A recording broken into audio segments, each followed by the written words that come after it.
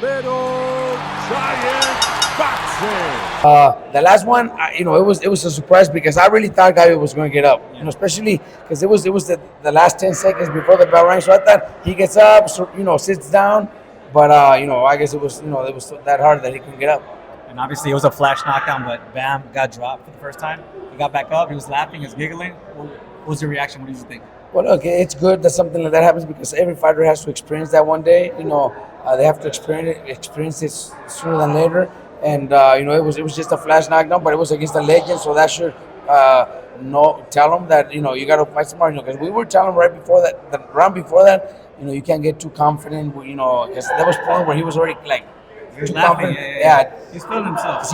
He always told us he doesn't hit hard. I don't know if he was power, but that punch landed right after when I told him. So it's a learning experience. It's good. I'm glad that something like that happened. What was your reaction from those crazy scorecards? I mean, that doesn't tell what we all saw. That's I don't know. There's nothing I could say. There's nothing I could do. That's the judges. I think one judge only gave Bam 2 rounds. And the other one had it a draw. So That's crazy. What can I say? They're the judges, and that's a good thing we ended winning by knockout. And obviously, do you think Gallo Estrada exercises his rematch clause? I really believe so. I think they'll come. They'll share the rings together, so he'll fight differently. He'll try to do something differently. He dropped Bam, so that's something that could motivate him a little bit more. Especially the way the judges had the scorecards. Why not? I think he will.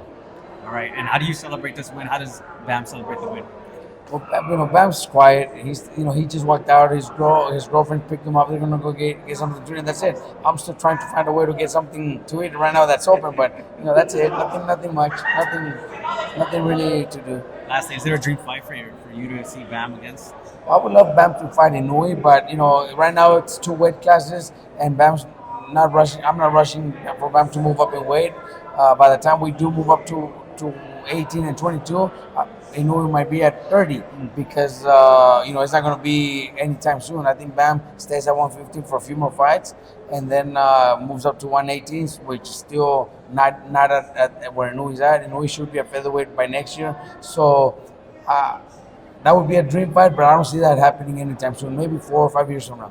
Hopefully, in the near future, it'll be a huge mega fight. Exactly. And what do you tell the fans, obviously, that showed up here and give you guys love? You know what? It was nice. They first obviously it was an all Mexican crowd going for Gallo, but at the end people gave Bam his respect. Everybody showed us love. It was nice. And lastly, Doug Fisher, the editor of Ring Magazine, said that he's going to see more than likely Bam move up more than one spot in the pound for pound rankings. Well, I do believe so. He should be. Obviously the top 3.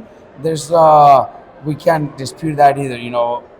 Usyk, Inoue, and Crawford. Right. But I think after that he could be 4. He could be 5. Who can we think is ahead of him? From this performance and what he's already accomplished at 24, fighting nothing but legends and beating them all the way he's been doing it. Yeah. I think he should be 4 or 5. Who else? I don't know who can be 4 or above. Canelo still out there, but Canelo's already looking like maybe towards the end of his career. His performances are just enough to win. They're not spectacular. They're not those type of performances. Who else? I don't think Tank's above Bam. Tank has never unified. Tank has never challenged any of the top fighters in his division. Looks like he might be fighting Loma next, but that might be a little bit too late. Right, the legend slayer, as Bam says, right? That's right. That's what he said. And I'm telling you, I think he's up there at least top 5. All right. How proud does that make you feel as a trainer that you're part of his story? And it's awesome, man. It's awesome, especially a kid that you've known since he was like 10 or 12. You brought him into your camp at 15, turned him pro at 17. Where the only person that started helping us and was with us was Mr. Honda.